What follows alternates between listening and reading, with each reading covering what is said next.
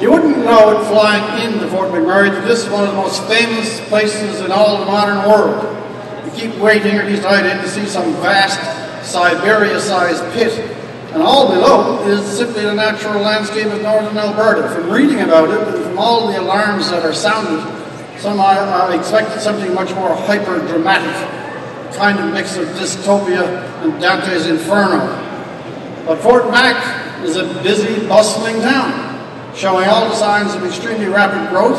There are people who were born here, there are people from all over the rest of the country, there are drivers, cranemen, technicians, scientists, miners, engineers, laborers, equipment repair. There's a host of extra services. It's one of the busiest places in Canada, and it is a place where there are more types of Canadians than anywhere else. It's got one of the highest birth rates in the country, which speaks well if you're bigger. And some people tell me there's at least 100 babies born a month. Down south, that'd be an achievement.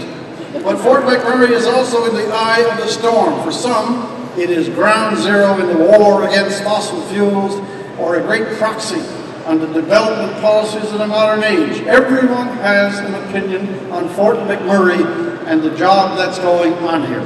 From the European Union to the presidential race to Dalton McGuinty on a good day.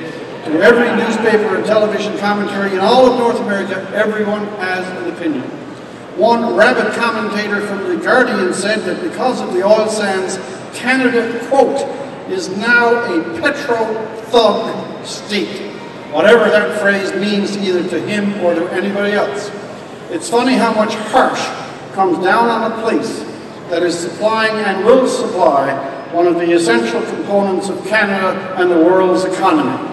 There's a lot of places in Canada right now, because of jobs here, that are a lot better off than normally they would have been. Everyone from National Geographic to Al Gore has had something to say about Fort McMurray. This is in your judgment, you're the mayor, you're self-interested. What in your judgment is the biggest misconception about your town or the project with which it is associated? I think it has to be what they perceive to be the disturbance to the land and the kind of people that are here doing just that. So when I talk about that, I talk about the focus that comes from a single photograph will show you a very individualized picture of maybe a tailings pond or a mining operation. And when you came to town, you were surprised to see how much forest was still intact. That's misconception one. Number two is the kind of people that are out here are some of the smartest in the world. We're the highest educated. We come from not only Alberta, but Canada and the world, as I say.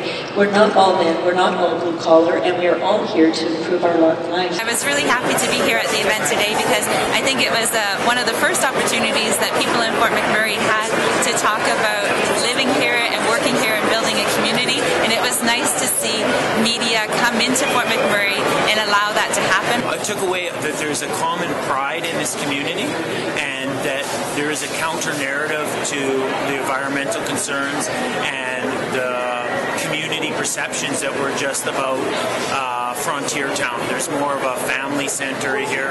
I thought it was great. I was really pleased that he came up here, and it's so nice to be able to give our point of view what it's more like to live up here. I belong to the Rotary Club of Fort McMurray, and there's a lot of exciting things that we're capable of doing because of the area we live in. I've heard of Fort McMurray in an active sense for maybe 20 years. One of my friends, actually my closest friend, when the fishery collapsed, was one of the guys that lost his livelihood. And he was over 50. And he came up here and got lucky, got the job. His son followed him. His daughter followed her again. So over the years, I've had these connections really close. And I kept hearing about Fort McMurray, and it was interesting in the sense that I had a personal connection to it.